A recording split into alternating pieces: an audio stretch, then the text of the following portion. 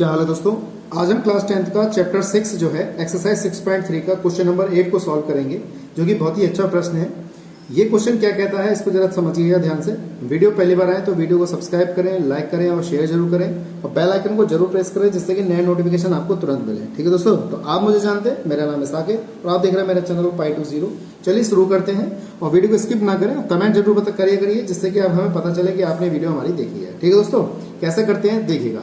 सवाल कह रहा है समांतर चतुर्भुज एबीसीडी की बढ़ाई गई भुजा, एक हमारा समांतर चतुर्भुज है ABCD, इसकी एक भुजा बढ़ाई गई है, यानी कि AD भुजा को बढ़ाया गया है। इस पर एक बिंदु E है। ठीक है दोस्तों, एक बिंदु क्या है, इस पर E है। B और CD को F पर, यानी कि देखिए B और CD को बिंदु F पर प्रतिच्छेदित करती है। दर्शाइए कि ABE, A, B और E समरूप त्रिभुज यानी कि CFB, यानी कि CFB, यानी कि ये वाला त्रिभुज जो है इसके सिमिलर है, ये हमें सिद्ध करके दिखाना है यहाँ पर। ठीक है दोस्तों, तो समरूप को यहाँ पर समरूपता दिखाएंगे, कैसे करेंगे जरा ध्यान से देखिएगा। अब जैसे हमारे पास यहाँ पे दिया हम मैंने बताया आपको कैसे करते हैं कि जो क्वेश्चन में ही दिया गया होता है उसी को हम यहाँ पे लिखते हैं। तो क्या लिखते हैं, आप लिख सकते हैं समांतर चतुर्भुज, पूरी यहाँ पे एक लाइन लिख सकते हैं, या मैंने इसको ऐसे लिखा है ABCD एक समांतर चतुर्भुज है जिसकी भुजा AD को बिंदु E तक बढ़ाया गया है। AD भुजा को बिंदु E तक बढ़ाया गया है और इसकी जो रेखाखंड BE है, यानी कि ये वाली जो रेखाखंड BE है और भुजा CD है, ये वाली भुजा CD है, इसको बिंदु F पर प्रतिच्छेदित करती है, यानी कि इस बिंदु पर क्या करती है, इसको प्रतिच्छेदित करती है। तो यहाँ तक हमने इसको सॉल्व करना है। ठीक है, और हमें सिद्ध क्या करना है, त्रिभुज ABE समरूप त्रिभुज है CFB के, ये चीज हमें सिद्ध करनी है। ठीक है, कैसे करते हैं देखिए जरा। तो मैंने एक छोटा सा चित्र यहाँ पे ले लिया है, उसको मैंने चित्र क्वेश्चन के साथ लिखा है। यहाँ पे ये चित्र हमारा यहाँ पे ये आ गया है, तो इसको हम कैसे सॉल्व करेंगे ध्यान से देखिएगा। तो सबसे पहले हम क्या करते हैं, यहाँ पर हमारे पास हम इसको लिख लेते हैं ABCD एक समांतर चतुर्भुज है। हमने ये लिख लिया समांतर चतुर्भुज है। ठीक है दोस्तों, हमने यहाँ पे ऐसे लिख लिया। अब ABCD हमें पता है कि समांतर चतुर्भुज है भाई, तो इसकी भुजा समांतर होंगी, यानी कि BC जो भुजा है, यानी कि ये वाली जो भुजा है BC वो AD के समांतर। तो यहाँ पे लिख देंगे हमारी भुजा किसके है, AD के समांतर, इस टाइप से लिख दिया। ठीक है दोस्तों, BC जो भुजा है हमारी किसके समांतर है, AD के। भाई जब BC के भुजा ये वाली समांतर है AD के, तो भाई पूरी AE जो भुजा है इस BC के भी समांतर होगी। तो इसको भी हम लिख लेते हैं यहाँ पर, तो लिख देंगे BC भुजा समांतर किसके है, AE के। ठीक है दोस्तों, अब जरा ध्यान से समझिएगा, जैसे BC भुजा AD के समांतर है, वैसे भुजा BC जो है वो AE के समांतर हो गई। बिल्कुल सेम BC भुजा जो है वो DE के भी समांतर हो सकती है। ये बात ध्यान रखना, क्योंकि जब ये भुजा इसके समांतर है तो ये वाली भुजा भी इसके क्या होगी, समांतर हो सकती है। ठीक है, तो हमने यहाँ पे इसको इस टाइप से लिख दिया है। ठीक, अब इसके बाद हम क्या कर रहे हैं, इसको हम आगे लिख लेते हैं। इसके अलावा कुछ और भी लिख सकते हैं हम, जैसे BE हमारी कैसी है, तिर्यक रेखा है, तो BE हम यहाँ लिख देंगे BE हमारी कैसी रेखा हो गई, तिर्यक रेखा हो गई। तिर्यक रेखा का मतलब रेखा को बीच में से काटने वाली रेखा को हम तिर्यक रेखा कहते हैं। तिर्यक रेखा है, हम यहाँ पे लिख सकते हैं इसे तिर्यक रेखा है, यानी कि DC को ये वाली भुजा काट रही है, तो इसलिए मैंने लिख दिया BE जो है हमारी इससे CD की क्या है, तिर्यक रेखा हो गई।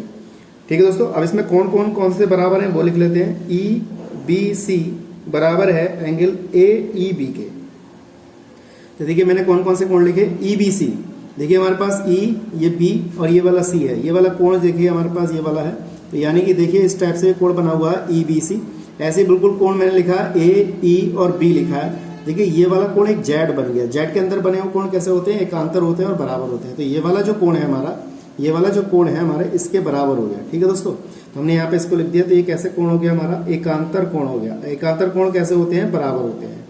ठीक है दोस्तों, तो Z के अंदर बने हुए कोण कैसे होंगे, बराबर होंगे। तो हमने यहाँ पे इसको लिख दिया।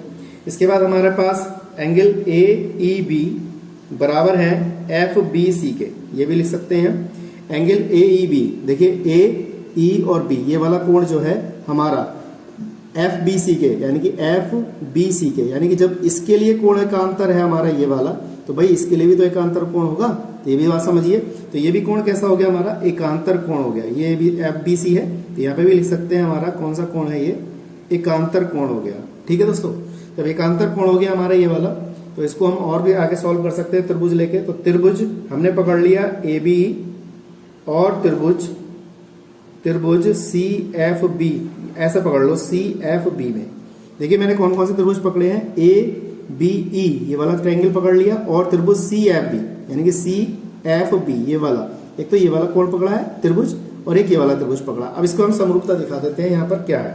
देखिए इस वाले ट्रायंगल जैसे हमारा चतुर्भुज बन गया इस दोनों में, तो ये वाला कोण जो है इसके बराबर होगा, क्योंकि समांतर चतुर्भुज में बने हुए कोण आमने सामने के क्या होते हैं, बराबर होते हैं। तो मैं यहाँ लिख दूंगा एंगल ए बराबर क्या है, एंगल सी। आप लिखना चाहे तो लिख सकते हैं समांतर